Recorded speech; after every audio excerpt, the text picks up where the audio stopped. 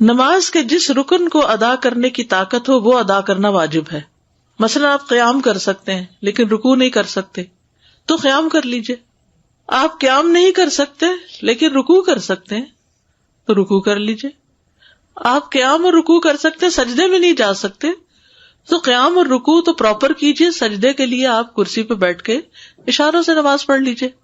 اسی طرح بعض اوقات قیام نہیں ہوتا, جیسے رمضان میں قیام ہوتا ہے نا, قیام اللیل, تو آپ کیا کرتے ہیں, کچھ دیر کھڑے رہتے ہیں پھر بیٹھ جاتے ہیں, لیکن رکوع اور سجدہ آپ کر سکتے ہیں تو رکوع اور سجدہ کرتے جائیں. یہ نہیں کہ ایک دفعہ بیٹھے تو ہر چیز بیٹھ کے کر رہے ہیں.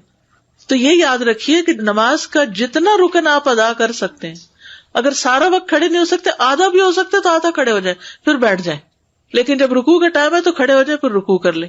بیٹھ کر رکوع اور سجدہ کرنے کا طریقہ ابن عمر سے مروی ہے, وہ کہتے ہیں رسول اللہ صلی اللہ علیہ وسلم اپنے ایک بیمار ساتھی کی عیادت کے لیے نکلے, میں بھی آپ کے ساتھ تھا.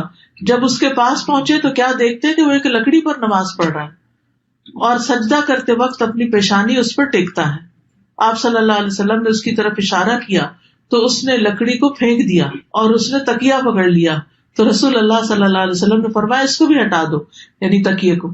اگر تم استطاعت رکھتے تو زمین پہ سجدہ کرو, نہیں رکھتے تو اشارے سے پڑھو اور اپنے سجدوں کو اپنے رکوع سے زیادہ جھکاؤ. یعنی تکیے, تختے, کسی چیز پہ پڑھنے کی ضرورت نہیں, ٹیبل پہ کسی بھی چیز پہ سر رکھنے کی ضرورت نہیں.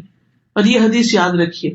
عبدالعزیز بن باز کہتے ہیں کہ زمین یا کرسی پر بیٹھ کر نماز ادا کرنے کے لیے واجب ہے کہ وہ سجدہ کرتے وقت اپنے رکوع سے زیادہ جھکے, بس یہ یاد رکھیے.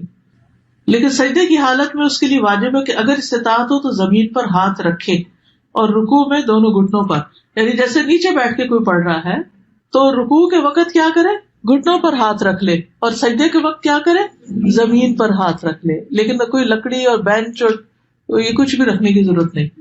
اگر زمین تک نہیں جاتا تو جہاں تک ہاتھ انگلیاں لگتی ہیں تو اتنی لگا لے, تاکہ رکوع اور سجدے میں اشارے میں فرق ہو.